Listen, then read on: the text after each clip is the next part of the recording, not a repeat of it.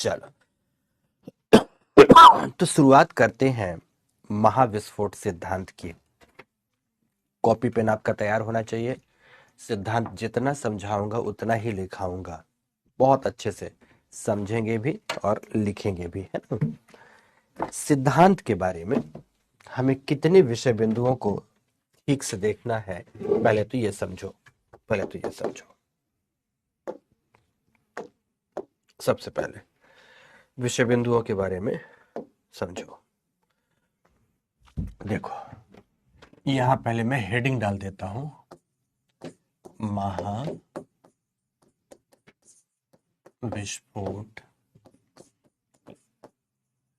सिद्धांत। बेसिकली इसकी पृष्ठभूमि क्या है? किस पृष्ठभूमि में यह सिद्धांत अस्तित्व में आया? सिद्धांत की मूलभूत अवधारणा क्या है? अवधारणा के बाद इस सिद्धांत की आलोचना क्या है? इन तीन मूल विषय बिंदुओं को हमें आज के इस टॉपिक में पढ़ना है। ओके, तीन मूल विषय बिंदुओं को इस टॉपिक में हमें पढ़ना है। ओके दोस्तों, आ जाओ, यहां आ जाओ। हाँ, एक्चुअली है क्या कि जिस समय पर पृथ्वी, उसके सोलर सिस्टम आदि की उत्पत्ति की बात चल रही थी, तो इनकी उत्पत्ति के क्रम में बेसिकली विज्ञान जगत में दो प्रकार के मत प्रचलित थे। कुछ लोगों का मानना था कि पृथ्वी सहित संपूर्ण सोलर सिस्टम की उत्पत्ति एक ही आकाशीय पिंड से हुई है, जिन्हें अद्वैतवादी सिद्धांत के अंतर्गत रखा गया। तो कुछ लोगों का मानना था कि पृथ्वी और उसके पूरे के पूरे समीपी तंत्र अर्थात सोलर सिस्टम की उत्पत्ति में दो या दो से अधिक तारों का योगदान था, जिन्हें अद्वैतवादी सिद्धांत या मत के अंतर्गत रखा गया। इमैनुअल कांट के गैसीय संकल्पना से लेकर के अगर आप आगे बढ़ें तो विविध प्रकार के जो सिद्धांत दिए गए, जैसे लाप्लास ने निहारिका संकल्पना दिया, चैम्बरलिन एवं माल्टोस ने ग्रहाणु परिकल्पना दिया, तो जेम्स जीन्स एवं जेफरी ने ज्वारीय सिद्धांत दिया। तो विविध प्रकार के सिद्धांतों में जहां ऑटो सेमिट का अंतर आकाशीय धूल बादल संकल्पना थी, वो तमाम प्रकार की संकल्पनाएं पृथ्वी एवं सौर तंत्र के उत्पत्ति के संदर्भ में प्रस्तुत की गई। लेकिन समस्या यह थी कि उन संकल्पनाओं में हमेशा एकाध पक्ष पर ही बातें स्पष्ट हो पाती थी, ज्यादातर पक्षों पर आलोचना हो जाती थी।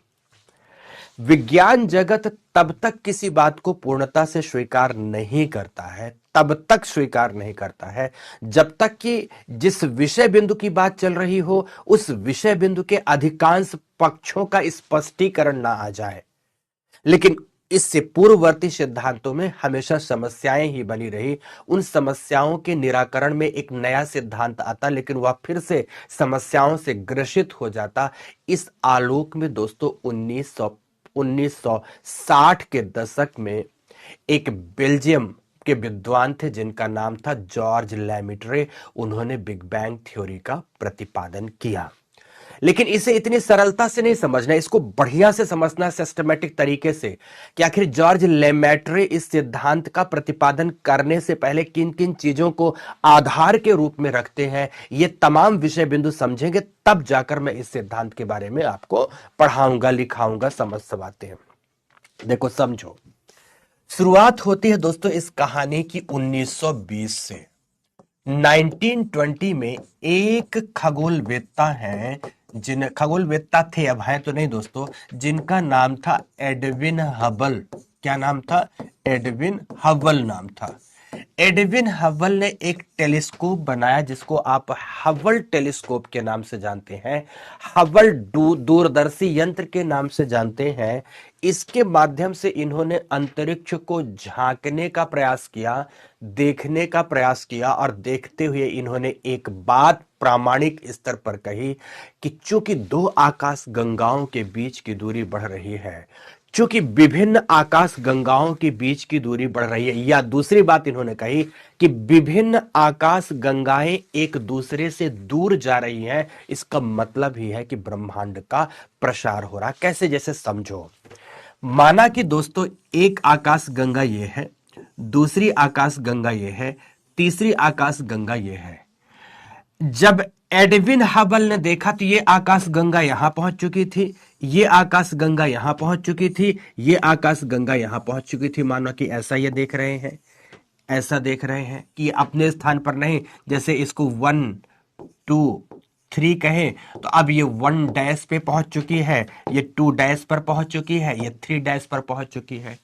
फिर देखते हैं कुछ समय के उपरांत फिर से यह आगे बढ़ जाती हैं, अपने मौलिक स्थान पर नहीं रहती हैं, अर्थात ये यहां पहुंच गई, ये यहां पहुंच गई और ये यहां पहुंच गई। माना कि ये 1 डबल डैश स्थान पर पहुंच गई, ये 2 डबल डैश स्थान पर पहुंच गई, ये 3 डबल डैश स्थान पर पहुंच गई। इसका मतलब है कि कोई भी आकाश गंगा अपने स्थान पर स्थिर नहीं है, बल्कि वह एक दूसरे से दूर जा रही है। एक दूसरे से दूर जाने का मतलब ही है कि कभी ये अवश्य ही पास रही होगी। अर्थात जो ये 2 dash 1 double dash 2 dash double dash और 3 डबल डैश की दूरी है, कभी निश्चित रूप से 1 डैश 2 डैश 3 डैश पे रही होगी, या इससे भी पहले कभी 1 2 3 वाले स्थान पर अवश्य रही होगी।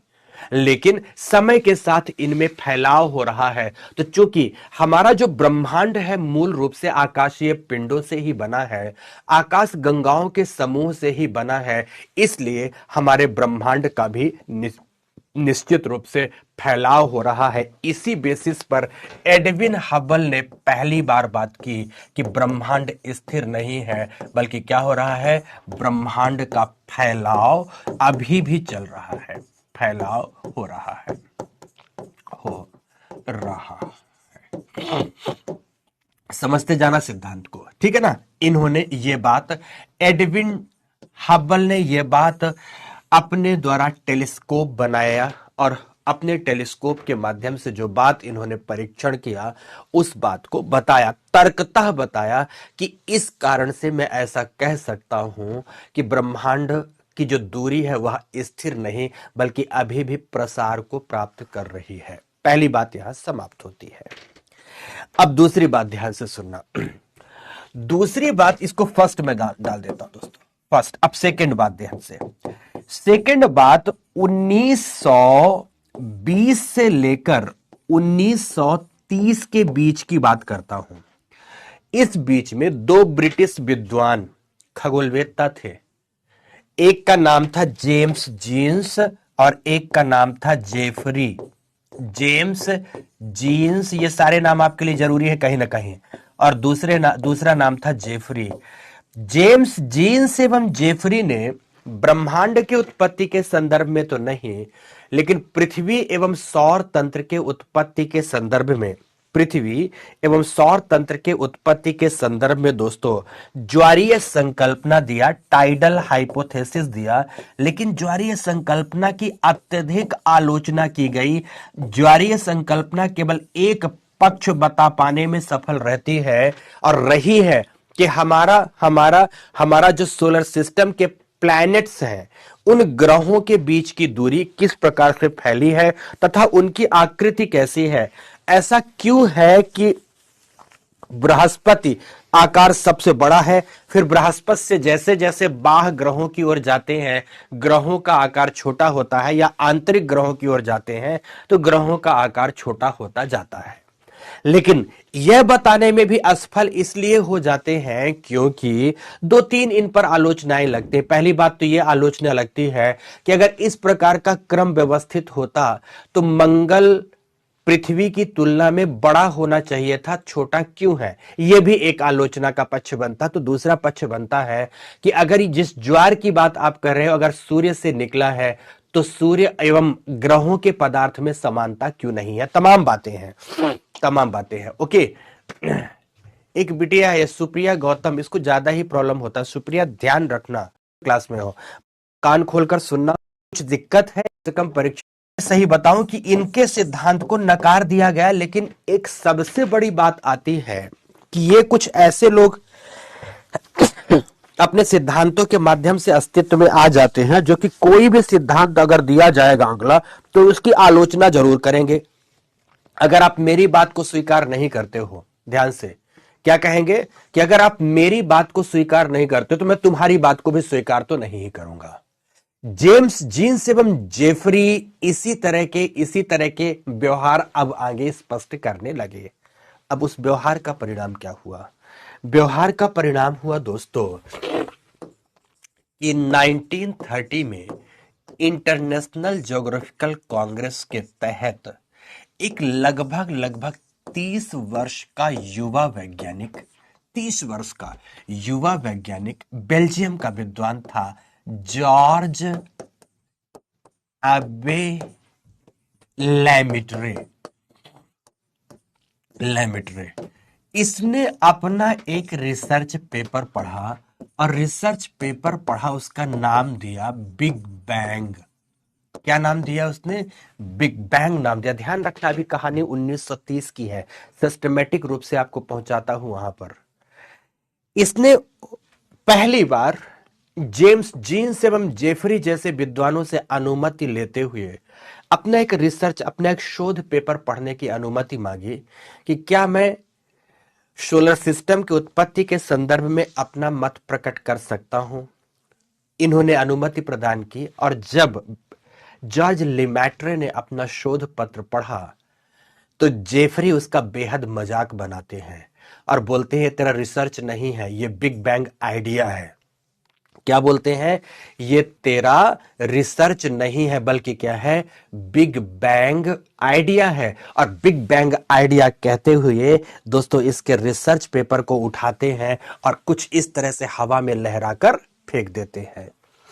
बेचारे को बड़ा बुरा लगा, लेकिन अभी युवा था, यहां तो पुराने बूढ़े विद्वान बैठे हुए थे। कुछ बोला नहीं बल्कि चुपचाप अपने कार्य में फिर से जुट गया कि हम एक न एक दिन ऐसा जरूर आएगा जब हम अपनी बात को प्रामाणिक तरीके से कह पाएंगे कि आखिर बिग बैंग है क्या। फिर से ध्यान से मैं बताना चाहूंगा। ये बात हो गई। अब जब ये बात हो गई तो आगे सुनना, इसके बाद घटना घटित होती है 1950 के दशक में। 1950s की बात करता हूं। 1950 के दशक में एक विद्वान का नाम आपने जरूर सुना होगा, डॉपलर महोदय का नाम सुना होगा। डॉपलर महोदय ने एक सिद्धांत दिया जिसे आप रेड शिफ्ट थ्योरी के नाम से जानते हो। रेड शिफ्ट थ्योरी के नाम से जानते हो। यह बहुत महत्वपूर्ण सिद्धांत है। अपने इस सिद्धांत के माध्यम से डॉपलर ने यह बताने का प्रयास किया कि अगर मैं दो आकाशीय पिंडों की अवस्थिति का तुलनात्मक अध्ययन करूं, आकाशीय पिंडों में मूल रूप से मान लेते हैं कि तारों का अध्ययन करूं, कि दो तारों की अवस्थिति का अध्ययन करूं। माना कि दो तारे आज बेहद चमकदार हैं, लेकिन थोड़े दिन बाद इनकी चमक फीकी पड़ती जाती है और फीके चमक के साथ ये चमक लाल रंग की दिखाई देने लगती है। जब ये पास होते हैं तो चमक अत्यंत चमकीली होती है, लेकिन जब दूर होते हैं तो ये चमक फीकी पड़ती है और लाल रंग की होती जाती है। अर्थात इन्होंने बताया कि जब दो लाइट ऑब्जेक्ट एक दूसरे से दूर जा रहे होते हैं तो दूर जाने के क्रम में उनका प्रकाश लाल रंग की ओर शिफ्ट होता है। अर्थात उनका प्रकाश धीरे धीरे लाल होता जाता है। लाल होते जाने की प्रक्रिया को ही रेड शिफ्ट कहा जाता है। इसे रेड शिफ्ट थ्योरी का नाम दिया गया। किसने दिया था दोस्तों यह सिद्धांत का महोदय ने दिया था। और उन्होंने यह बताया कि अगर हम क्षितिज या अंतरिक्ष का निरीक्षण करें तो निश्चित रूप से कई ऐसे हमें तारे देखने में आते हैं जिनका प्रकाश अब रेड शिफ्ट की ओर है, अर्थात वह एक दूसरे से दूर जा रहे हैं। इन्होंने भी यह बात कही। पहली बात हब्बल ने कही थी कि दो आकाशीय पिंड एक दूसरे से दूर जा रहे हैं, दो आकाश गंगाएं एक दूसरे से दूर जा रही हैं, इसका मतलब कि ब्रह्मांड का प्रसार हो रहा है। इन्होंने अपने रेड शिफ्ट थ्योरी के माध्यम से भी प्रमाणित किया कि दो तारे एक दूसरे से जब दूर जाते हैं तो उनका चमक फीका पड़ता जाता है और लाल रंग की ओर शिफ्ट होता है। तो यह प्रमाणित है इस बात से कि वह कभी पास रहे होंगे। आज वह दूर है इसलिए उनका प्रकाश लाल दिख रहा है, लेकिन एक समय विशेष जरूर रहा होगा जब वो कभी पास रहे होंगे। देखो, दूर जाते रहने का मतलब ही होता है कि कभी ना कभी एक स्थिति ऐसी जरूर होगी कि यह पास रहे होंगे और आज दूर जा रहे हैं। अगर प्रत्येक पिंड एक दूसरे से दूर जाएंगे तो ब्रह्मांड स्थिर नहीं रहेगा, बल्कि ब्रह्मांड का दोस्तों क्या होगा, प्रसार होता जाएगा। इन्होंने भी जब यह सिद्धांत दिया तो जॉर्ज लेमेट्रे को अपनी बात कहने में सबलता प्राप्त हुई कि चलो, मेरे समर्थन के लिए, मेरे सपोर्ट के लिए एक नया सिद्धांत भी अस्तित्व में आ गया। अब ध्यान से अब आगे बात करता हूं। 1961 से लेकर 64 के बीच में, 1961 से लेकर 64 के बीच में दो तीन नाम लिखना चाहूंगा। एक नाम है दोस्तों थॉमस गोल्ड, थॉमस गोल्ड। एक नाम है Hermann Bondi, Hermann Bondi. Thomas Gold, Hermann Bondi, और एक नाम आता है प्लेफेयर, प्लेफेयर।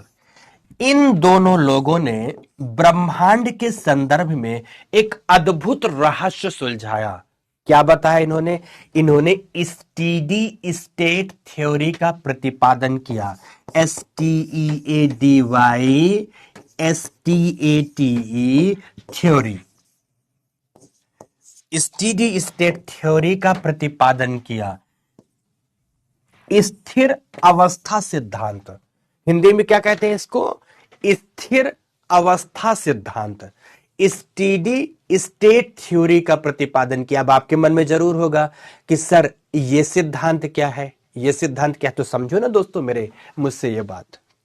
इन्होंने क्या समझाया कि माना कि जिस प्रकार से किसने, एडविन हबल ने समझाया था कि माना कि तीन समीपी आकाश गंगाएं हैं तो वह समय के साथ एक स्थान पर नहीं रहती, बल्कि उनके बीच की दूरी बढ़ती जाती है। बोले ये बात स्वीकार करते हैं हम कि इनके बीच की दूरी बढ़ रही है। दो आकाश गंगाएं अपने स्थान पर स्थिर नहीं है, बल्कि उनके बीच की दूरी बढ़ रही है।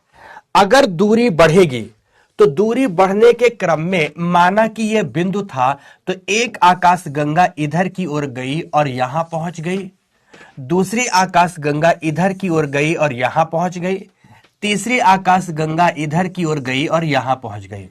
जब ये आकाश गंगाएं एक दूसरे से दूर जाती हैं तो यहां पर इनके द्वारा छोड़े गए स्थान विशेष में एक नई आकाश गंगा का उद्भव एवं विकास हो जाता है। अर्थात ये स्थान खाली नहीं रहते, यहां भी नई नई आकाश गंगाओं का उद्भव एवं विकास हो जाता है।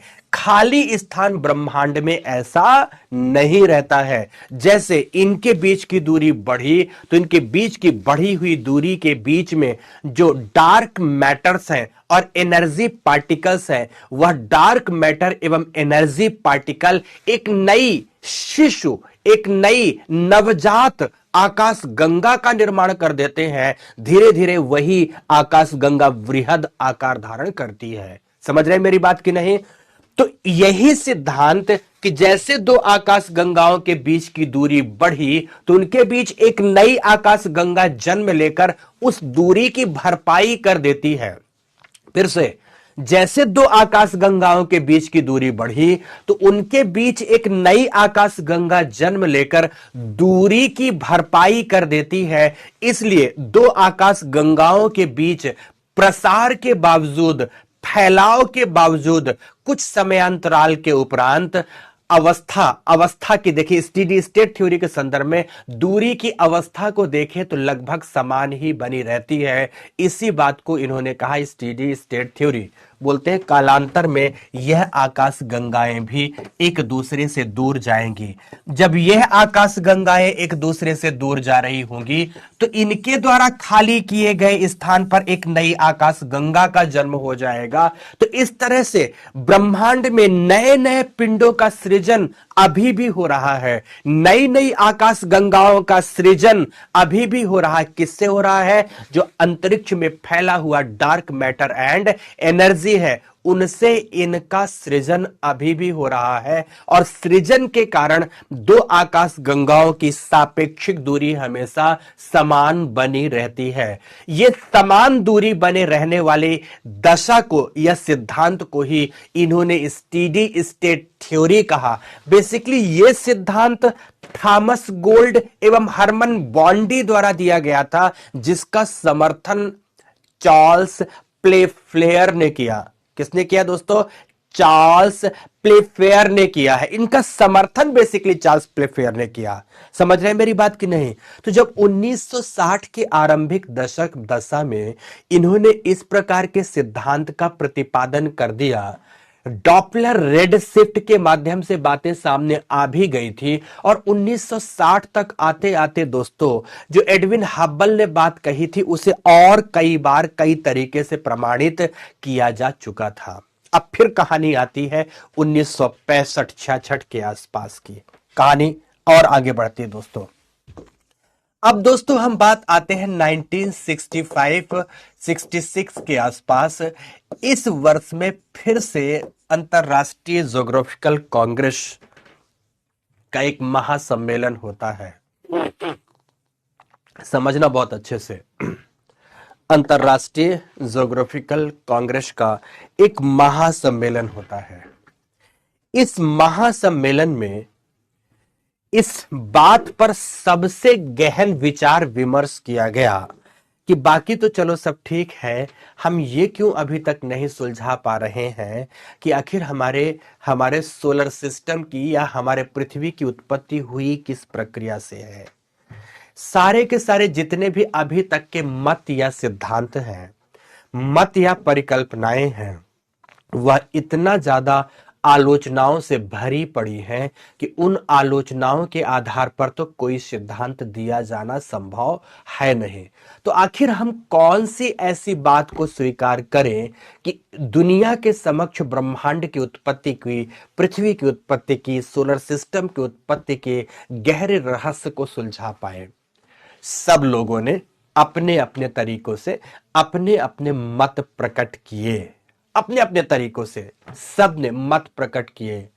लेकिन दोस्तों जब लोगों ने अपने अपने सिद्धांतों का प्रतिपादन किया, अपने अपने सिद्धांतों को पढ़ा सबके समक्ष, तो पढ़े गए सिद्धांत फिर से आलोचनाओं से युक्त थे। पढ़े गए सिद्धांत फिर से आलोचनाओं से युक्त थे। अब उन आलोचनाओं के आलोक में जब बात अंतिमतः नहीं सिद्ध हो पाई, प्रमाणित नहीं की गई, तो दोस्तों इस महासम्मेलन की अध्यक्षता, जिनका पीछे मैंने नाम लिखा था कि जॉर्ज लेमिट्रे ही कर रहे थे। जॉर्ज एबे लेमिट्रे पूरा नाम है, पर आप इतनी बात लिख सकते हैं, आप इतनी बात लिख सकते हैं, वो भी पूरा होगा। इनका लीमैट्रे भी कर सकते हैं, लेमिट्रे भी कर सकते हैं, एक ही नाम है वो, ठीक है। लेमिट्रे और लीमैट्रे एक ही नाम है। इसकी अध्यक्षता जॉर्ज लेमिट्रे कर रहे थे। लोगों ने आग्रह किया जॉर्ज लेमिट्रे से कि आप भी क्या कुछ सुझाव देना चाहेंगे। जॉर्ज लेमिट्रे अपना सिद्धांत जो एक शोध पत्र के रूप में 1930 के आसपास पढ़ा था, दोस्तों अब फिर से एक बार पढ़ते हैं। पर इस बार उन्होंने अपने सिद्धांत में गणितीय आकलन एवं फिजिक्स, भौतिक शास्त्र के नियमों का भरपूर उपयोग किया था। अपने से पहले ब्रह्मांड के प्रसार के संदर्भ में जो जो सिद्धांत अस्तित्व में आ चुके थे, जो जो प्रमाण अस्तित्व में आ चुके थे, उन तमाम प्रमाणों का उपयोग, गणितीय आकलन का उपयोग और भौतिक शास्त्र के नियमों का उपयोग किया। और इन नियमों के उपयोग के माध्यम से इन्होंने अपने सिद्धांत का प्रतिपादन कर दिया। अपने सिद्धांत का प्रतिपादन किया और इनके द्वारा प्रमाणित या प्रतिपादित सिद्धांत ही किस नाम से जाना गया दोस्तों? बिग बैंग थ्योरी के नाम से जाना गया। बिग बैंग थ्योरी कहलाया। कुछ बच्चे जो कह रहे हैं कि उन्हें कुछ समझ में नहीं आता, नहीं, जरूरत उनको नहीं है समझने की। मुझे लगता है उनको कोई जरूरत भी नहीं है समझने की। मत परेशान हो बेटा, कोई जरूरत नहीं है तुम्हें समझने की। ओके, अब आगे बढ़े क्या? वो लोग सोच रहे होंगे कि ऐसा कैसे सर बोल देते हैं, ऐसा सर बोल नहीं देते होगा ना, कुछ सुना होगा। जब कुछ सुना ही नहीं है तो यूपीएससी की प्रिपरेशन और 26 का उपयोग किया जाएगा। ठीक है, मैप कौन सा यूज करना सब बताएंगे बेटा, अभी तो समझा रहे थे। ठीक,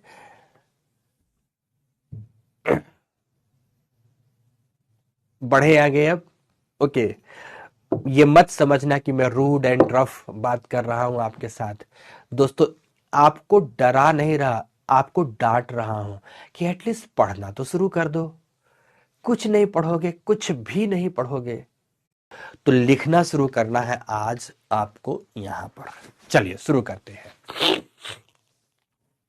लिखिए, ब्रह्मांड के उत्पत्ति के संदर्भ में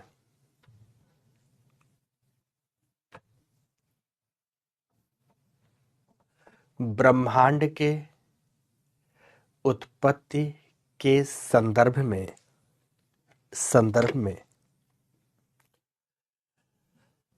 प्रस्तुत किए गए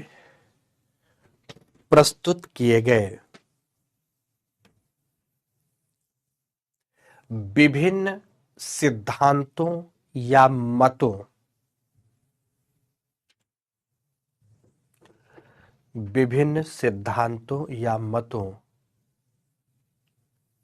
मतों में सर्वाधिक प्रामाणिक सिद्धांतों या मतों में सर्वाधिक प्रामाणिक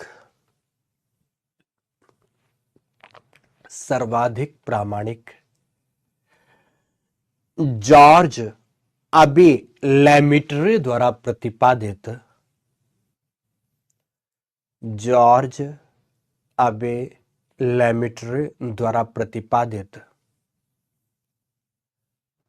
प्रतिपादित महाविस्फोट सिद्धांत है।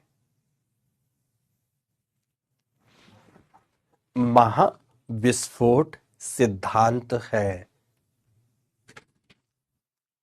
जिसका प्रतिपादन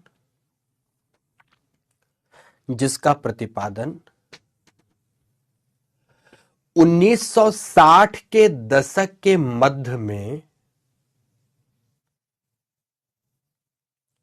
1960 के दशक के मध्य में किया गया था।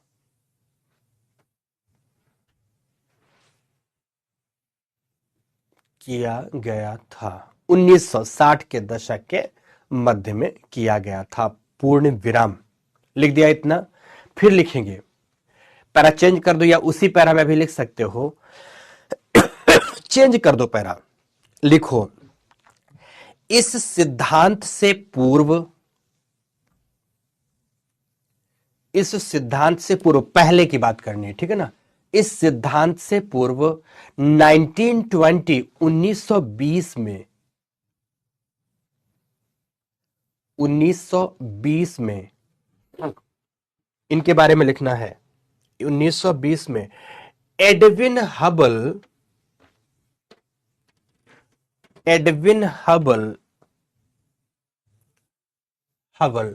ने अपने टेलीस्कोप कहलाता दूरदर्शी।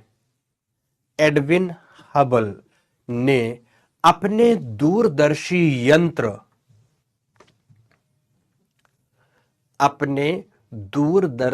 यंत्र के प्रेक्षण के माध्यम से, जो इन्होंने देखा, के प्रेक्षण के माध्यम से यह बताया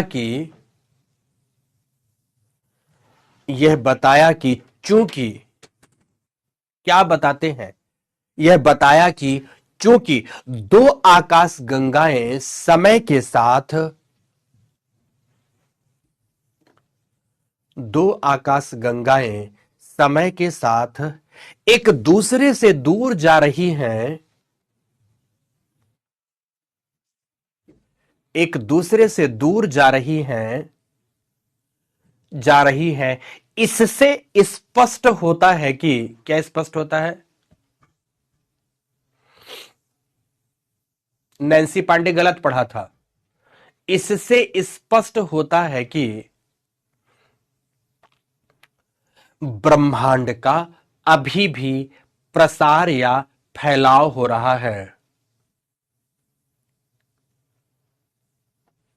अभी भी प्रसार या फैलाव हो रहा है। पूर्ण विराम। इन्होंने ये बात कही थी। अब इसी पैरा में, दूसरे पैरा में ही लिखना है। लिखे 1950 के दशक में, 1950 के दशक ने डॉपलर की रेड शिफ्ट थ्योरी, इंग्लिश में ही लिखना है, डॉपलर की रेड शिफ्ट थ्योरी ने भी प्रमाणित किया कि रेड शिफ्ट थ्योरी ने भी प्रमाणित किया कि जब दो तारे एक दूसरे से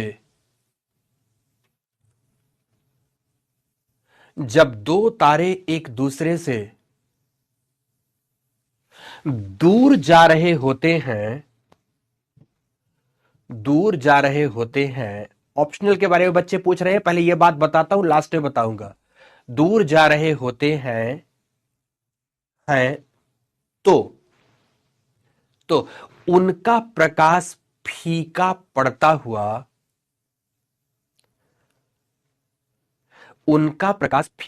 हुआ लालिमा से युक्त हो जाता है। लाल रंग का होने लगेगा प्रकाश फीका पड़ता हुआ लालिमा से युक्त हो जाता है। जैसे ये दूर हो जाएंगे तो दूर होने के क्रम में यहां पर ये आ तो गए, लेकिन इनका रंग कैसा हो जाएगा दोस्तों? लाल हो जाएंगे, लाल दिखने लगेंगे, लालिमा से युक्त हो जाता है। पूर्ण विराम। फिर लिखेंगे, पैरा चेंज करेंगे इतने के बाद। लिखे वर्ष 1960 टू 64, 61 की जगह 60 लिख दो। वर्ष 1962 मतलब 60 से 1964 के मध्य थॉमस गोल्ड, हरमन बॉन्डी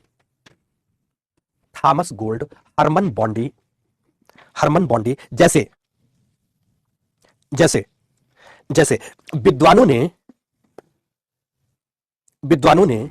विद्वानों ने स्टीडी स्टेट थ्योरी, स्थिर अवस्था सिद्धांत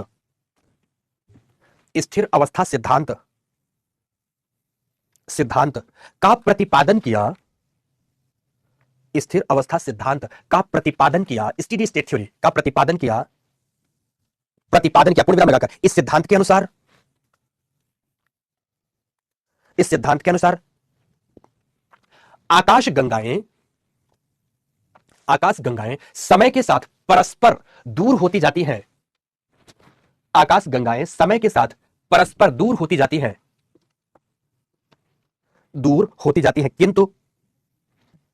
किंतु उनके मध्य का स्थानिक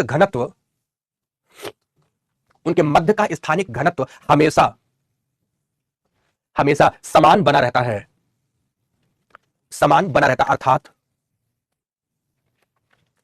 अर्थात जैसे ही प्राचीन आकाश गंगाएं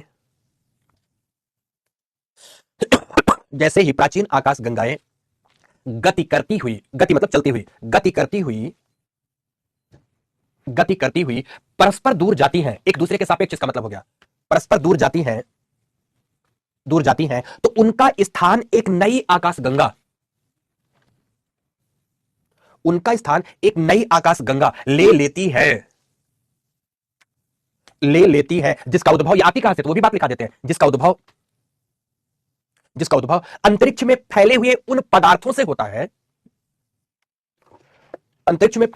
उन पदार्थों से होता है जो आकाश गंगाओं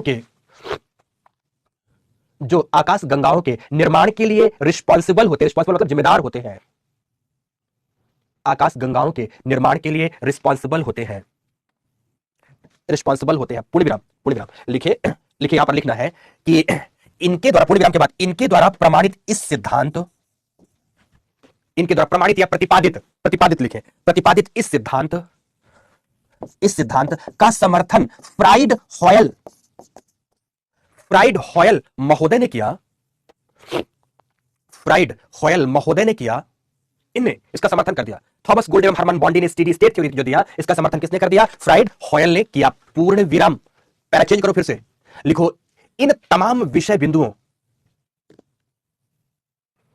इन तमाम विषय बिंदुओं, विषय बिंदुओं ने लैमिट्रे द्वारा प्रतिपादित, लैमिट्रे द्वारा प्रतिपादित big bang theory, big bang theory के आधार का काम किया, के आधार का काम किया। पूर्ण विराम, यह था इस सिद्धांत का आधार, बेस था दोस्तों, इनको बेस मिल गया। अब इसी पर हमें लिखना है, लिखो लैमिट्रे, लैमिट्रे इनके अलावा,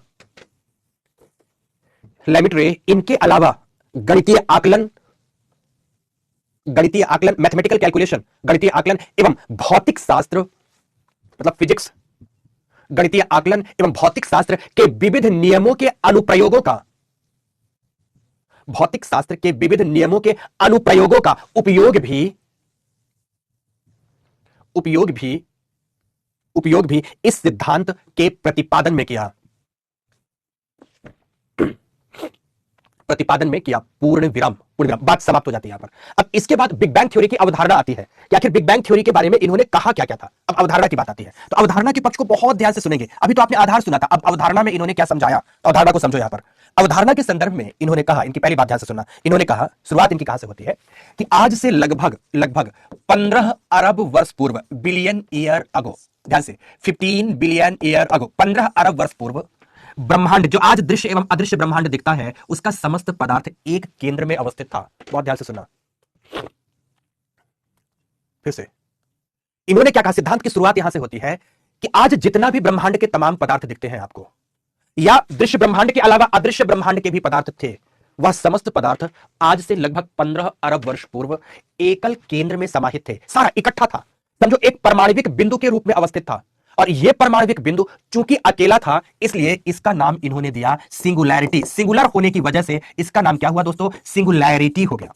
यह एकल बिंदु जिसमें ब्रह्मांड का समस्त पदार्थ, चाहे वह ऊर्जा के रूप में रहा हो, चाहे पदार्थ के रूप में रहा हो, सब कुछ इसी एकल बिंदु में समाहित था, जिसे हम सिंगुलैरिटी कहते हैं। स्पष्ट रूप से इन्होंने कहा कि सिंगुलैरिटी के संदर्भ में गणित के ना तो कोई आकलन लागू होते हैं, ना तो भौतिक शास्त्र का कोई नियम कार्य करता। देखना ध्यान से, इन्होंने कहा कि सब कुछ लागू होगा, सब कुछ की बात की जाएगी, लेकिन तब जब ब्रह्मांड की उत्पत्ति आरंभ होगी। इन्होंने कहा कि ये सिंगुलैरिटी की जो बात की जा रही है, इस समय पर तो समय का भी कोई अस्तित्व नहीं था, क्योंकि समय एक भौतिक राशि है, समय एक भौतिक राशि है, इसका भी अस्तित्व नहीं था, क्योंकि इस समय पर जब सिंगुलैरिटी थी तो किसी प्रकार के भौतिक तत्व की कल्पना भी नहीं की जा सकती, किसी प्रकार के भौतिक तत्व की भी कल्पना हो ही नहीं सकती। तो सिंगुलैरिटी की विशेषता क्या है, इसके लिए अब मैं थोड़ा सा आपको इधर उधर ले चलता हूं, ताकि थोड़ी सी ज्यादा क्लैरिटी आपके मस्तिष्क में आ पाए। देखो, शब्द है आपके सामने ब्रह्मांड। कौन सा शब्द है? ब्रह्मांड है। हिंदी का यह शब्द ब्रह्मांड दो शब्दों के मेल से बना है। एक शब्द है ब्रह्म, तो दूसरा शब्द है अंड। अंड का मतलब होता है कण। अंड का मतलब क्या होता है? कण। क्या कहा गया है कि आदि ब्रह्म, बेसिकली हिंदुइज्म या सनातनी परंपरा क्या मानती है, उसी के आधार पर इसका नाम ब्रह्मांड पड़ा है। तो सुनते जरा ध्यान से कि ब्रह्म या आदि ब्रह्म अपने शरीर के ही एक कण के बराबर पदार्थ निकाला, और उस कण के बराबर पदार्थ से ही कोटि कोटि ब्रह्मांडों की रचना कर दी। तो ब्रह्म द्वारा निकले कण या अंड के पदार्थों से निर्मित होने की वजह से इसका नाम ब्रह्मांड पड़ा। तो फिर बात आती है कि आखिर ब्रह्म की विशेषता क्या है। शंकराचार्य ने ब्रह्म की विशेषता को बखूबी बताया है कि एको ब्रह्म द्वितीयो नास्ति, मतलब ब्रह्म अकेला है, दूसरा कोई और नहीं है। इसी ब्रह्म को इस्लाम अल्लाह के रूप में मानता है, मैं ये नहीं कहूंगा इसी को मानता है, लेकिन कुछ इसके सिमिलर। तो क्रिश्चियनिटी इसे गॉड के रूप में मानती है। समझने की कोशिश करिएगा, वहां पर गॉड की जो संकल्पना है, यहां पर अल्लाह की जो संकल्पना है, यहां पर ब्रह्म की संकल्पना है। अर्थात अल्लाह की विशेषता कैसी है कि वो अपने आप में अकेला है, गॉड कैसी है, वो अपने आप में अकेला है। ब्रह्म कैसा? ब्रह्मा नहीं, ब्रह्म। ब्रह्म कैसा हुआ? अपने आप में अकेला है, अर्थात एको ब्रह्म द्वितीयो नास्ति। और द्वितीयो नास्ति के बारे में जीवो ब्रह्मैव नापरः कहा गया है कि जीव ब्रह्म से भिन्न कुछ और नहीं है। यहां आप यह मान सकते हैं कि ब्रह्मांड के समस्त पदार्थ ब्रह्म से भिन्न नहीं है, बल्कि ब्रह्म से ही बने हुए हैं। पर ब्रह्म है कैसा? अल्लाह है कैसा, गॉड है कैसा, जब इसकी विशेषता हम बताते हैं तो इसके बारे में कहते हैं कि वह आद्य है, अज है, जिसका जन्म ही नहीं हुआ, मतलब वह आरंभ से ही है, जिसको आप कह सकते हो अनादि है, अनादि है दोस्तों, ध्यान से। वह कालातीत है, मतलब कालखंड से परे है, वह कालातीत है, कालखंड से परे है, सर्वशक्तिमान है, सर्वशक्तिमान है, सर्वशक्तिमान है। ध्यान से, ब्रह्म के बारे में विशेषता बताई गई, वह कालखंड से परे है, वह आदि से है, ब्रह्मांड की उत्पत्ति से पहले से भी है ब्रह्म, क्योंकि उसी ने ब्रह्मांड की रचना की है। ठीक इसी प्रकार से जिस तरह से ब्रह्म की विशेषता का उल्लेख किया गया है, अल्लाह या गॉड की विशेषता का उल्लेख किया गया है, उसी तरह से बेसिकली जॉर्ज लेमिट्रे कुछ मिलती जुलती लेकिन अलग विज्ञान सम्मत व्याख्या सिंगुलैरिटी की विशेषता के रूप में करते हैं। कहते हैं यह एकल सिंगुलैरिटी, सिंगुलैरिटी को सुनो, यह एकल सिंगुलैरिटी, अब विज्ञान में आओ, यहां पर अकेली है यह, बट इसकी विशेषता कैसी है? इसकी विशेषता है दोस्तों, यह उच्च तापमान, उच्च तापमान से युक्त है। तो दूसरी कैसी है? उच्च घनत्व वाली है, उच्च घनत्व वाली है, जिसके घनत्व में और जिसके तापमान में समय के साथ निरंतर वृद्धि हो रही है। निरंतर क्या हो रही है? वृद्धि हो रही है। फिर से सुनना यहां पर, फिर से सुनना यहां पर, क्या कहते हैं यह, क्या कहते हैं यह? कहते हैं जो सिंगुलैरिटी है यह आरंभ से ही उच्च तापमान वाली, उच्च घनत्व वाली तथा उच्च गुरुत्वीय शक्ति, जिसको हम कह सकते हैं उच्च गुरुत्व वाली है। और कहा गया है कि समय के साथ जब उस समय के तमाम पिंड इस पर आकर आकर्षित होते गए तो आकर्षण, टकराव आदि के फलस्वरूप इसके तापमान एवं घनत्व में वृद्धि होती जा रही थी। घनत्व के बारे में तुलना की गई है कि अगर सिंगुलैरिटी से एक चम्मच के बराबर पदार्थ भी, सिंगुलैरिटी से एक चम्मच के बराबर पदार्थ भी निकाल लिया गया होता तो उस पदार्थ से दोस्तों, उस पदार्थ से लाखों, हजारों, करोड़ों आकाश गंगाओं का या सोलर सिस्टम का निर्माण हो सकता था। मतलब इतना अधिक घनत्व था इसकी। और इन्होंने स्पष्ट रूप से, जॉर्ज लेमिट्रे ने कहा है कि इसके घनत्व एवं तापमान की तुलना आज के किसी भी गणितीय आकलन से, आज के भौतिक शास्त्र के नियमों के आधार पर किया ही नहीं जा सकता। भौतिक शास्त्र के नियम लागू तो होते हैं लेकिन सिंगुलैरिटी के विस्फोट के उपरांत, गणितीय नियम लागू तो होते हैं लेकिन आकलन लागू तो होते हैं लेकिन सिंगुलैरिटी के विस्फोट के उपरांत, जब तक सिंगुलैरिटी थी तब तक इसमें किसी भी प्रकार का नियम लागू नहीं होता। फिर क्या कहा इन्होंने? इन्होंने आगे बात कही कि आज से लगभग 13.7 या 8 कुछ भी कह सकते हैं अरब वर्ष पूर्व अपने क्रांतिक तापमान एवं क्रांतिक घनत्व, ये क्रांतिक तापमान क्या है, क्रांतिक घनत्व क्या है? क्रांतिक शब्द इस बात को प्रतिबिंबित करता है कि वह तापमान जब उससे अधिक ताप वृद्धि हो ही नहीं सकती थी, या वह घनत्व जब उससे अधिक घनत्व में वृद्धि हो ही नहीं सकती थी। इसी बात से समझो, क्रांतिक तापमान एवं क्रांतिक घनत्व जैसे ये प्राप्त हुआ, प्राप्त होने पर इस सिंगुलैरिटी में, इस कालखंड के आसपास एक प्रचंड विस्फोट हुआ। उसी प्रचंड विस्फोट को ही आज हम किस नाम से जानते हैं? बिग बैंग के नाम से जानते हैं। प्रचंड विस्फोट हुआ और विस्फोट इतना तगड़ा था, विस्फोट इतना तीव्र था या विस्फोट इतना प्रचंड था कि इन्होंने कहा है कि सेकंड के हजारवें लाखवें हिस्से में ही हमारे इस सिंगुलैरिटी के पदार्थ अरबों खरबों किलोमीटर दूर तक फैल गए। सिंगुलैरिटी के पदार्थ सेकंड के हजारवें लाखवें भाग में विस्फोट की प्रचंडता इतनी अधिक थी कि वह अरबों खरबों किलोमीटर दूर तक फैल गए। पर ध्यान रखना, यह कहते हैं कि जिस समय पर यह विस्फोट हुआ तो विस्फोट पटाखों के भांति नहीं था, यह विस्फोट पूर्णतः अंधकार में हुआ था। इस समय पर प्रकाश का भी कोई अस्तित्व नहीं था। ध्यान रखना, उच्च तापमान घनत्व तो था, लेकिन अभी जब सिंगुलैरिटी की बात की जाती है, सिंगुलैरिटी एक कृष्ण पिंड के भांति थी, एक ब्लैक होल के भांति थी, सब कुछ अदृश्य था, कुछ भी दिखाई नहीं देता था क्योंकि प्रकाश का ही कोई अस्तित्व नहीं था। विस्फोट हुआ 13.7 अरब वर्ष पूर्व। विस्फोट से, इस केंद्रक से, इस एकल बिंदु से, इस परमाणविक बिंदु से पदार्थ निकले और दूर दूर दूर दूर दूर दूर दूर दूर दूर दूर तक फैलते चले गए। समझ गए मेरी बात की नहीं? और विस्फोट जितना प्रचंड होगा, पदार्थों का फैलाव उतना ही तेजी से होगा, पदार्थों का फैलाव उतना ही शीघ्रता से होगा। इन्होंने कहा कि विस्फोट की प्रचंडता की वजह से पदार्थ कुछ ही सेकंड में या सेकंड के कुछ हिस्से में अनंत अनंत दूरी तक फैल गए, विस्तृत हो गए, बिखर गए। यहां तक इन्होंने बात पहले कह डाली। और जो ये विस्फोट हुआ था, इस विस्फोट को ही नाम इन्होंने किसका दे दिया? बिग बैंग का नाम दिया। अब बोलते हैं पदार्थ फैल तो गए लेकिन अभी ब्रह्मांड की रचना नहीं हुई। ब्रह्मांड की रचना अब कालखंड में कैसे कैसे होगी उस बात को समझना है। लेकिन सबसे पहले आप इतनी बात लिखो, एक एक बात समझते जाना और एक एक बात लिखते जाना है। तो एकदम अलग पैरा में लिखेंगे, लिखिए सभी के सभी ध्यान से, लिखिए ध्यान से, लिखिए पहचान करके लिखेंगे। लेमिट्रे के अनुसार, लेमिट्रे के अनुसार आज से लगभग 15 अरब वर्ष पूर्व, आज से लगभग 15 अरब वर्ष पूर्व दृश्य एवं अदृश्य ब्रह्मांड का समस्त, दृश्य एवं अदृश्य ब्रह्मांड का समस्त पदार्थ, ऊर्जा आदि, पदार्थ, ऊर्जा आदि एकल, एक के लिए, शब्द के लिए एकल शब्द प्रयोग में आएगा, एकल परमाणविक बिंदु पर अवस्थित था, एकल परमाणविक बिंदु पर अवस्थित था, जिसे जिसे सिंगुलैरिटी सिंगुलैरिटी कहा जाता था। सिंगुलैरिटी कहा जाता था। पूर्ण विराम हो गया। सिंगुलैरिटी एकल परमाणु बिंदु पर अवस्थित था, सिंगुलैरिटी कहा जाता। आप सिंगुलैरिटी की विशेषता इसी पैराग्राफ में लिखेंगे। लिखिए सिंगुलैरिटी सर्वोच्च तापमान, सर्वोच्च तापमान, घनत्व एवं गुरुत्व, सर्वोच्च तापमान, घनत्व एवं गुरुत्व वाली थी। पूर्ण विराम मतलब सर्वोच्च तापमान था, सर्वोच्च घनत्व था, सर्वोच्च गुरुत्वाकर्षण था, लेकिन जिसमें जिसमें ना तो किसी प्रकार के गणितीय आकलन कार्य करते थे, एवं ना ही भौतिक शास्त्र के नियम लागू होते थे। दोनों, न ये लागू हो रहा है ना वो लागू हो रहा होते थे। पूर्ण विराम। अब ये पैरा समाप्त। अब दूसरे पैरा में आइए, लिखिए पैरा चेंज कर देंगे, ठीक है ना। आज से लगभग 13.7 अरब वर्ष पूर्व, आज से लगभग 13.7 अरब वर्ष पूर्व, आज से लगभग 13.7 अरब वर्ष पूर्व क्रांतिक तापमान एवं घनत्व की दशा में, सिंगुलैरिटी में प्रचंड विस्फोट हुआ।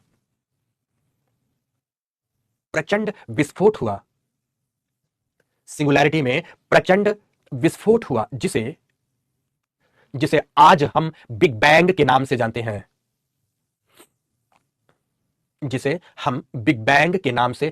पूर्ण विराम लगाकर विस्फोट की प्रचंडता इतनी तीव्र थी कि सिंगुलैरिटी के पदार्थ सेकंड के कुछ ही हिस्सों में अरबों खरबों किलोमीटर दूरी तक फैल गए। पूर्ण विराम लगाकर इसी पर हम लिखेंगे यह समस्त प्रक्रिया प्रकाश के अभाव में हो रही थी। यहां प्रकाश था नहीं, प्रकाश के अभाव में हो रही थी। अब फैल गए पदार्थ। अब पदार्थों से कैसे ब्रह्मांड की रचना होगी थोड़ी देर बाद, लेकिन पहले कुछ प्रश्नों का जवाब। जैसे बच्चों ने पूछा है कि सिंगुलैरिटी का हिंदी क्या होता है। सिंगुलैरिटी का बेस्ट हिंदी है एकल परमाणविक बिंदु, लेकिन इसकी हिंदी ट्रांसलेशन अनुवाद के कार्यक्रम में कुछ लोगों ने विलक्षणता का बिंदु भी किया है। परिभाषा के रूप में सिंगुलैरिटी को परिभाषित किया है कुछ विद्वानों ने विलक्षणता का बिंदु। दूसरी परिभाषा लोग बोले हैं। सिंगुलैरिटी कहां से आई, तो इसका जवाब है कि सिंगुलैरिटी के अस्तित्व के विषय में विज्ञान अभी तक खामोश है। दोस्तों, आप उस टॉपिक को आप पढ़ रहे हो जिस टॉपिक में अभी भी विज्ञान को बहुत कुछ हाथ नहीं लगा है, पर जितनी चीजें हाथ लगी है आप उतनी चीजें पढ़ रहे हो। समझ गया ना कि नहीं। एक यूपीएससी एस्पिरेंट का कर्तव्य होता है कि विज्ञान जितनी बात जानता है उतनी बातों का उपयोग करते हुए अपनी बातों को उजागर करना, ना कि नई नई बातें निकालना। निकाल सकते हो आप नई बात, लेकिन नई बात आपके लेखन का अंग नहीं होगी। समझ गए मेरी बात की नहीं। लेखन का अंग दोस्तों नहीं होगी, पहली बात ये। दूसरी बात, कुछ बच्चों ने पूछा सर क्या उत्तर लेखन में इंग्लिश शब्द का प्रयोग कर सकते। खूब अच्छे से जो टर्मिनोलॉजीज है उनको आप इंग्लिश में लिख सकते हो, कोई जरूरत नहीं है देवनागरी में लिखने की।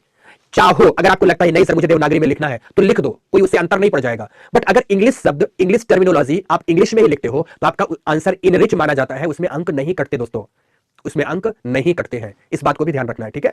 टर्मिनो भाषा आपकी हिंदी होनी चाहिए, बट जो टर्म जैसे सिंगुलैरिटी है, बिग बैंग है, ये दो टर्म्स अभी तक आपको मिले। आप इनको चाहो तो हिंदी में लिख दो, मतलब हिंदी का मतलब देवनागरी में, और चाहो तो आप इंग्लिश में लिख दो, अंक में कोई फर्क नहीं पड़ेगा। पर उच्च तापमान को, हाई टेम्परेचर आप हिंदी में लिखोगे, अंग्रेजी में नहीं लिखोगे। उच्च घनत्व को, हाई डेंसिटी आप नहीं लिखोगे, बल्कि उच्च घनत्व ही लिखोगे। ऐसा, इस बात को ध्यान रखना। टर्म्स जो प्रॉपर उस विषय बिंदु की टर्मिनोलॉजी है, ठीक है, ऐसा ध्यान रखते हैं। बस हो गए प्रश्नों के जवाब। अब आगे बढ़ते हैं दोस्तों, आगे बढ़ते हैं। तो सिंगुलैरिटी के पदार्थ, अब मैंने बताया कि अरबों खरबों किलोमीटर दूर तक फैल गए। अब देखो क्या कहा इन्होंने, अब आगे की बात इन्होंने क्या समझाया। बड़ी रोचक सी बात है, बड़ी रोचक सी घटना है जिसे आपको समझना है। इन्होंने कहा कि देखो इस डायग्राम को, इस मैप को देखो, इस चित्र को देखो, इस फिगर को देखो, देखो यहां पर पहले देखो, फिर आगे मैं समझाता हूं कैसे। इन्होंने कहा, समझाया कि जो एकल ये बिंदु था इसका विस्फोट हुआ, और एकल बिंदु के विस्फोट के साथ चारों ओर, ये एक दिशा में दिखाया गया, पर चारों ओर पदार्थ फैलते गए, और इनके फैलाव के क्रम में दुनिया के विविध पदार्थों की उत्पत्ति हुई है। दोस्तों कैसे हुई है मैं वो भी समझाऊंगा आपको। फ्राइड हॉयल ने किया था, अमन, फ्राइड हॉयल ने किया था, प्ले फेयर ने इनके समर्थन में एक नया मत प्रस्तुत किया था, ऐसा था दोस्तों। ठीक है, मिल गया आपके प्रश्नों के जवाब। पूछिए, अब आगे दिखाना चाहूंगा। ठीक इसी से मिलता जुलता एक डायग्राम जो इसी के विषय में बात करता है, दिस वन। देखो, ये टाइम पीरियड बता रहा है बिग बैंग का, फिर बात कर रहा है डार्क एज का, फिर ये कर रहा है फर्स्ट स्टार अपीयर्स का, फिर अर्ली गैलेक्सीज अपीयरेंस का, फिर फॉर्मेशन ऑफ सोलर सिस्टम का। एकदम क्रमिकता से बात कर रहा है, जो कि एकदम क्रम से ये आगे बढ़ा रहा है। कैसे? वही चीज अब मुझे आगे के पैराग्राफ में आपको समझाना है, वही चीज समझाना है। ऐसा नहीं कि एक दिशा में ऐसा हो रहा है, ये बेसिकली ये हर दिशाओं में ऐसी प्रक्रिया घटित हो रही है। ये मॉडर्न गैलेक्सी तक के फेज पर आ चुके हैं हम, मॉडर्न गैलेक्सी तक के टुडे में हम आ चुके हैं, आज में हम आ चुके हैं, आज में आ चुके हैं। यहां पर टाइम्स भी दिया हुआ है, सबके टाइम दिए हुए हैं।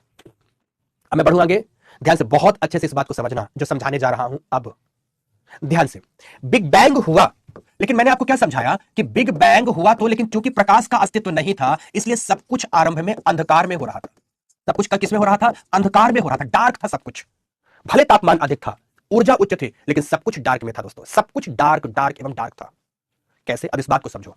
देखो, अगर 100 विद्यार्थियों को कह दिया जाए कि 100 स्टूडेंट एक छोटे कमरे में आ जाओ, तो जैसे स्टूडेंट की उपस्थिति होगी 100 स्टूडेंट छोटे कमरे में, तो छोटे कमरे का तापमान बढ़ जाएगा।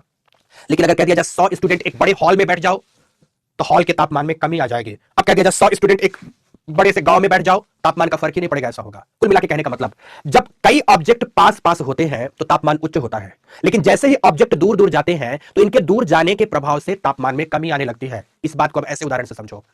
बिग बैंग जिस दिन हुआ, तो बिग बैंग से सिंगुलैरिटी के पदार्थ का फैलाव शुरू हुआ, और फैलाव आज भी जारी है, मैंने आपको बता ही दिया।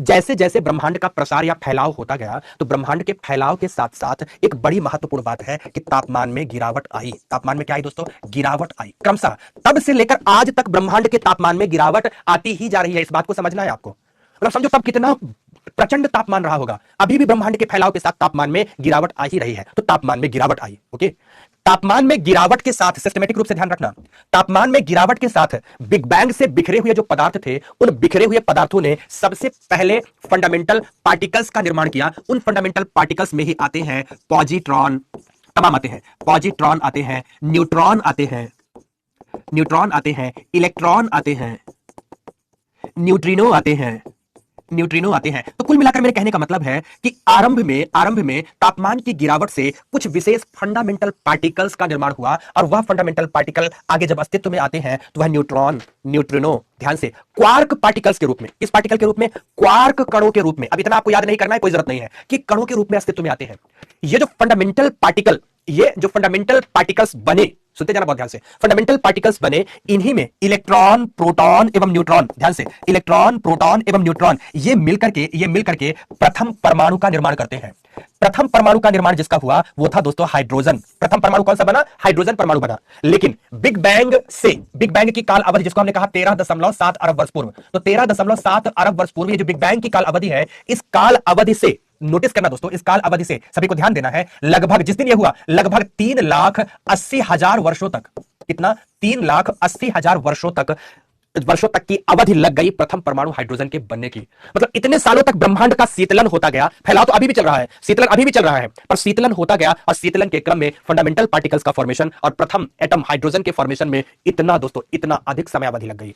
पर इतने काल अवधि तक, यहां पर लिखा भी है 380,000 ईयर जो लिखा है ना, आप इसको ऐसा लिखो मेरे तरीके से, 3,80,000 वर्ष उपरांत तक, इतने समय तक, जब तक हाइड्रोजन नहीं बना था, सारी प्रक्रिया अंधकार में घटित हुई थी। अंधकार में घटित होने के कारण ही इसे डार्क एज ऑफ यूनिवर्स कहा जाता है। क्या कहा जाता है? डार्क एज या dark time period of universe के नाम से इसे जाना जाता है। अब आगे समझना, जब हाइड्रोजन परमाणु अस्तित्व में आया, तो आप जानते हैं कि हाइड्रोजन के दो परमाणु ड्यूटेरियम एंड ट्रिटियम जब आपस में संयोग करते हैं, तो हीलियम नाभिक बनता है, प्लस एनर्जी मुक्त होती है। इसी एनर्जी में है एक ऊर्जा, प्रकाश। तो जब इस काल अवधि में, अर्थात हाइड्रोजन के निर्माण के उपरांत की काल अवधि में, जब हाइड्रोजन परमाणुओं का या हाइड्रोजन के दो समस्थानिकों का संलयन हुआ, तो उस संलयन के दौरान बना हीलियम और मुक्त हो गई ऊर्जा, और उसी ऊर्जा में प्रकाश ऊर्जा थी। तो दोस्तों, ऐसी प्रक्रिया से पहली बार लगभग 4 लाख वर्षों के उपरांत अंतरिक्ष प्रकाश ऊर्जा से जगमगा उठा। यहां तक सब कुछ अंधकार में था, और ये देखो दोस्तों, यहां पर पहली बार अंतरिक्ष हमारा ऊर्जा से जगमगा उठा।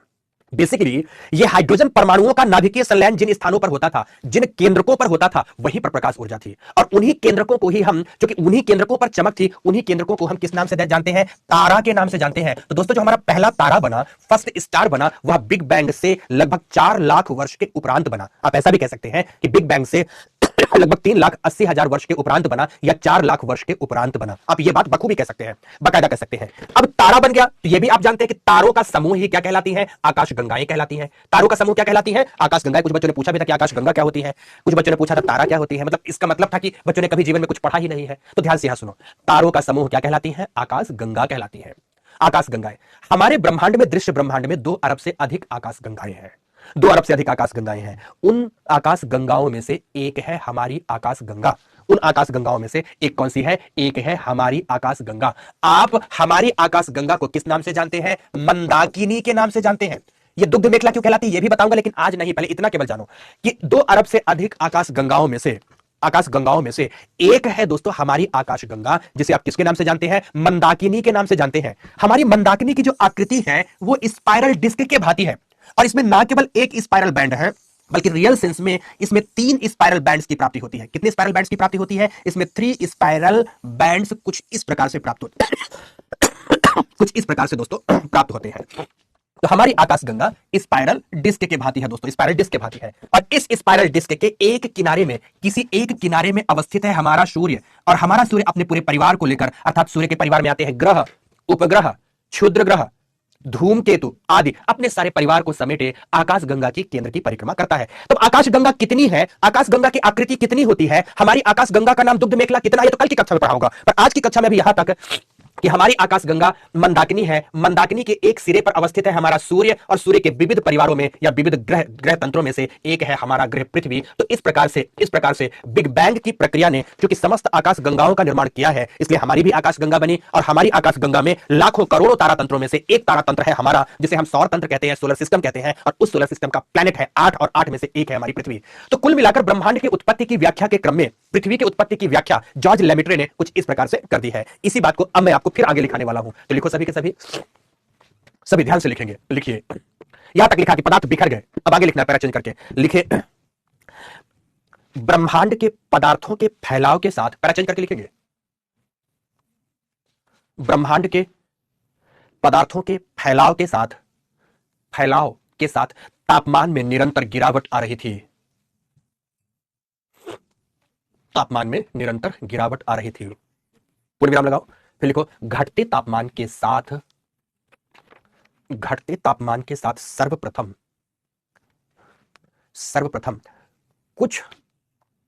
कुछ फंडामेंटल पार्टिकल्स, मौलिक कण, फंडामेंटल पार्टिकल्स अस्तित्व में आए। फंडामेंटल पार्टिकल्स अस्तित्व में आए, जिनमें से इलेक्ट्रॉन, प्रोटॉन एवं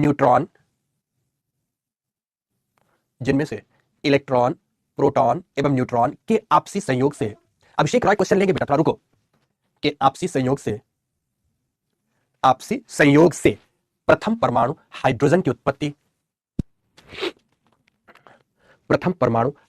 उत्पत्ति लगभग 3,80,000 वर्षों के उपरांत, लगभग 3,80,000 वर्षों के उपरांत हुई। पूर्ण विराम। लिखें, ब्रह्मांड विज्ञान में इस काल अवधि को डार्क एज ऑफ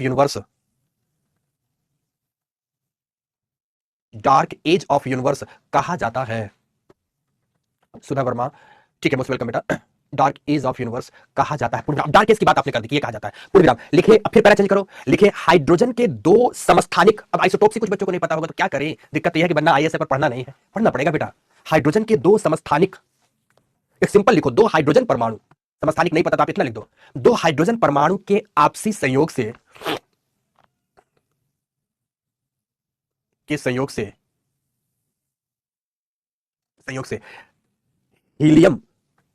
हीलियम परमाणु अस्तित्व में आया। साथ ही मुक्त हुई ऊर्जा मुक्त हुई दोस्तों, यहां साथ ही मुक्त हुई ऊर्जा के प्रभाव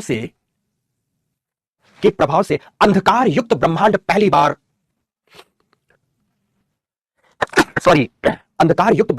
बार जगमगा उठा। अंधकार युक्त ब्रह्मांड पहली बार क्या हुआ दोस्तों? जगमगा उठा। पूर्ण विराम। जगमगाते गैसीय पुंज, पुंज मतलब समूह, गैसीय पुंज ही तारे कहलाए। जगमगाते गैसीय पुंज ही तारे कहलाए, पूर्ण विराम लगाए। जिनका जिनका अस्तित्व जिनका अस्तित्व वास्तव में जिनका अस्तित्व वास्तव में बिग बैंग से लगभग 4 लाख वर्ष, बिग बैंग से 3,80,000 ना कह के मैं 4 बोल रहा हूं, ठीक है ना, बिग बैंग से लगभग 4 लाख वर्ष के उपरांत माना जाता है। 4 लाख वर्ष के उपरांत माना जाता है। श्वेता कनौज, ओके बेटा, मोस्ट वेलकम।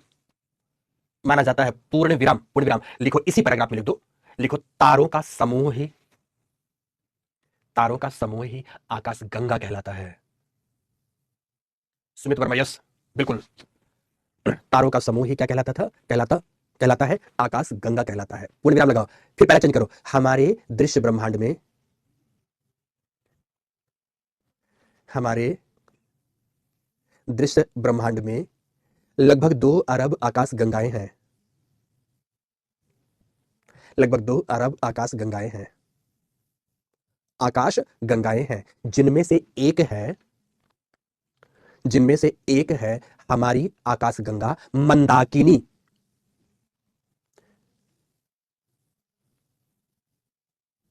जिनमें से एक है हमारी आकाश गंगा मंदाकिनी। मंदाकिनी को इन्वर्टेड कॉमा में करके अंडरलाइन कर देंगे, पूर्ण विराम लगाएं, लिखे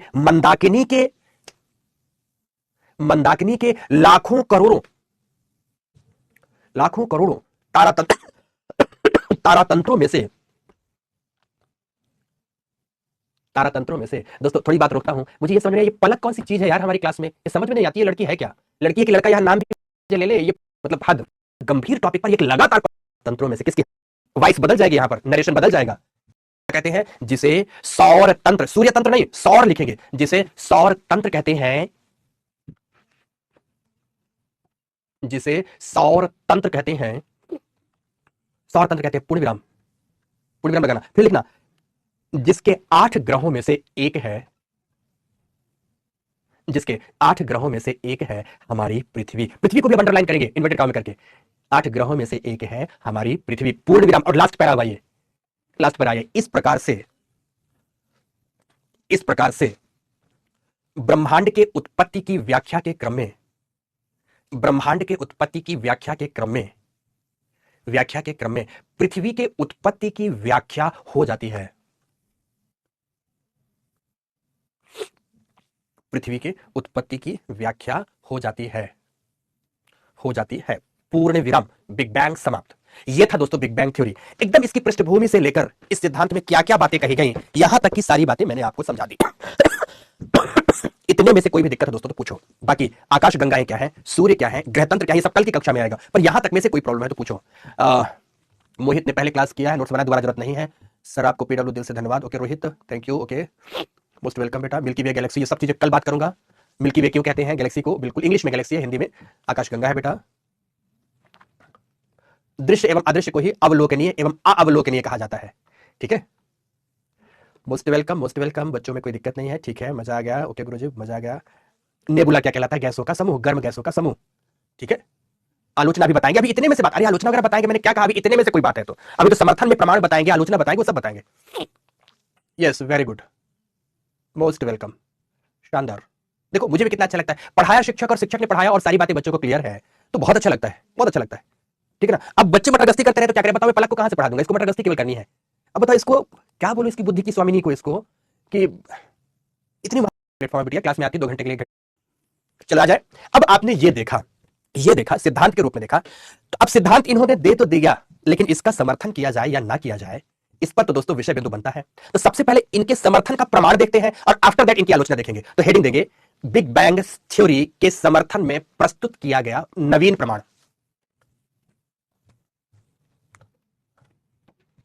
थ्योरी के समर्थन में प्रस्तुत किया गया नवीन प्रमाण। और एक नवीन प्रमाण देता उतना आपके लिए सफिशिएंट है, और एक आलोचना दे देंगे उतना भी बहुत बहुत है आपके लिए, बहुत है दोस्तों, जितनी आपको बात करनी है। तो अब सुनो नवीन प्रमाण के बारे में सुनो। फ्रांस एवं, सुनो लिखा नहीं रहा हूं, फ्रांस एवं स्विट्जरलैंड की सीमा पर एक पर्वत है दोस्तों, जिसका नाम है जूरा पर्वत। जूरा पर्वत, जूरा पर्वत में आप में से ज्यादातर बच्चे जानते ही होंगे, एक महामशीन लगाई गई है जिसका नाम है लार्ज हाइड्रॉन, इंग्लिश में लिखते हैं यार, large hadron collider machine, large hadron collider machine एक महामशीन है दोस्तों।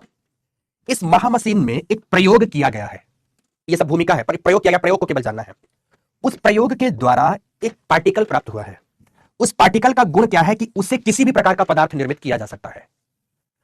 ऐसा गुण तो केवल ईश्वर में पाया जाता है, गॉड में पाया जाता है, कि जो कि किसी भी प्रकार के पदार्थ का निर्माण कर देता है।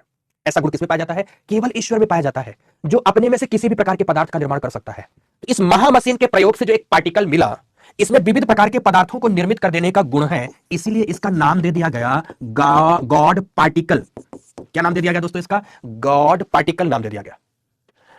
फिर से बताना चाहूंगा, इसे दो विद्वानों के नाम पर भी पुकारा जाता है। एक को कहते हैं हिग्स और भारत के संदर्भ में एक को कहते हैं बोशान। इस पार्टिकल का नाम वर्तमान में गॉड पार्टिकल या हिग्स बोशान पार्टिकल भी है, तो ये हिग्स बोशान पार्टिकल ठीक उस प्रकार का है जो कि हमारे सिंगुलैरिटी में संभव है कि पदार्थ रहे होंगे, जिनमें विविध प्रकार के पदार्थों के निर्माण करने की क्षमता है। तो ये हिग्स बोशान पार्टिकल या गॉड पार्टिकल्स ऐसी किसी परिघटना के लिए समर्थन प्रदान करते हैं कि संभव है कि ऐसा अवश्य हुआ होगा। तो लिखना है आपको समर्थन में, प्रमाण में लिखिए वर्तमान में लिखो सभी के सभी।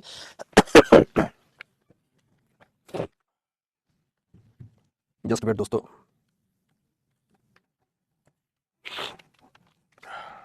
स्वास्थ्य अनुकूल ना होने की वजह से मैं उस पूरी दक्षता के साथ आपको ना पढ़ा पाया, तो मजा आया मुझे दोस्तों। कोशिश तो किया कि हर बात आप तक पहुंचा पाऊं, पर मजा नहीं आया कि आपके दिल तक एकदम समा जाऊं, क्योंकि मेरी कक्षाएं हमेशा ऐसी होती है कि एकदम अंदर तक प्रवेश कर जाती हैं। पर कोई बात नहीं, आप सब मेरे साथ अभी लंबे दिनों तक बने रहेंगे। बस 1-2 दिनों की और बात है, लगातार डॉक्टर के संपर्क में है, 1-2 दिन में स्वास्थ्य ठीक हो जाएगा। 5 दिन की अवधि डॉक्टर ने दी हुई है। सच बताऊं तो आपकी क्लास के 2-2.5 घंटे पहले जगते हैं, बुखार की दवाई खाते हैं, पेन रिलीफ की दवाई खाते, ऐसा कुछ लिखाते। फ्रांस एवं स्विट्जरलैंड सीमा, फ्रांस एवं स्विट्जरलैंड सीमा पर अवस्थित जूरा पर्वत में स्थापित की गई, जूरा पर्वत में स्थापित की गई large hadron collider machine, large hadron collider machine के प्रयोग से हमें एक विशिष्ट प्रकार का कण प्राप्त हुआ है, जिसे गॉड पार्टिकल या हिग्स बोशान पार्टिकल कहा जाता है। पूर्ण विराम लगाएं। यह बिग बैंग से उत्पन्न पदार्थों के भांति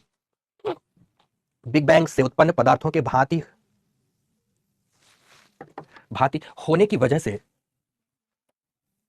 वजह से इस सिद्धांत का प्रबल समर्थक है। तो आलोचना लिखो।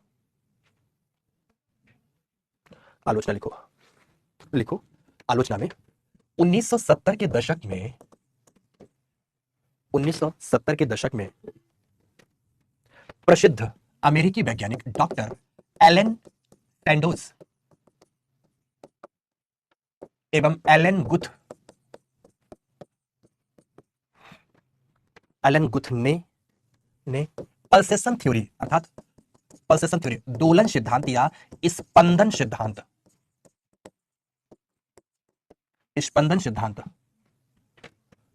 का प्रतिपादन कर, दोलन सिद्धांत या स्पंदन सिद्धांत का प्रतिपादन कर बिग बैंग के समक्ष एक चुनौती प्रस्तुत कर दी। अब यह सिद्धांत क्या था वो भी समझाता हूं।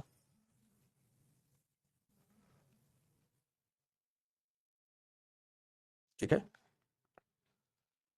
ओके बेटा। अब क्या था सिद्धांत? अब सिद्धांत में समझो। इन्होंने कहा कि हमारे ब्रह्मांड का चरित्र है कि वह एक केंद्र से 41 बिलियन वर्ष तक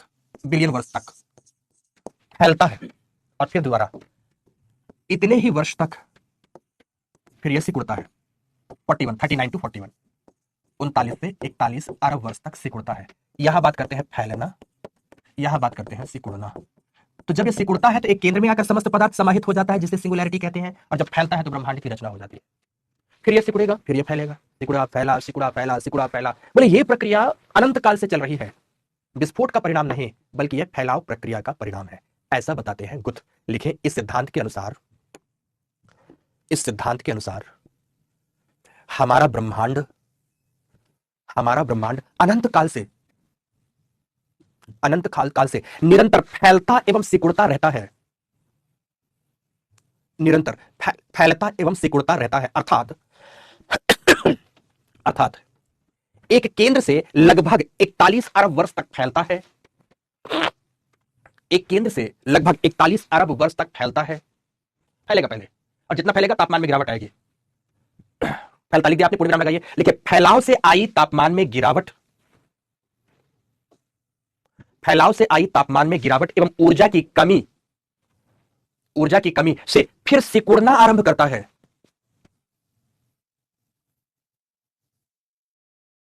सिकुड़ना आरंभ करता है।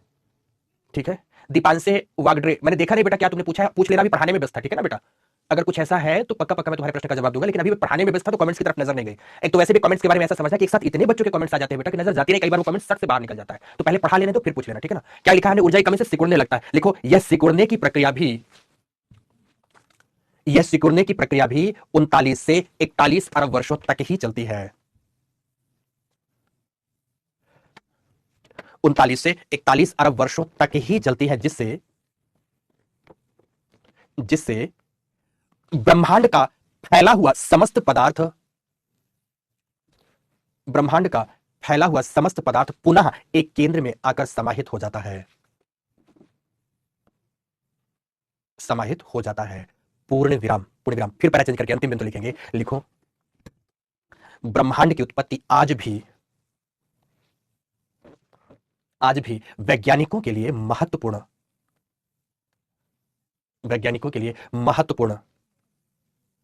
चुनौती एवं महत्वाकांक्षा है। चुनौती भी है और महत्वाकांक्षा भी है, जिसमें निरंतर शोध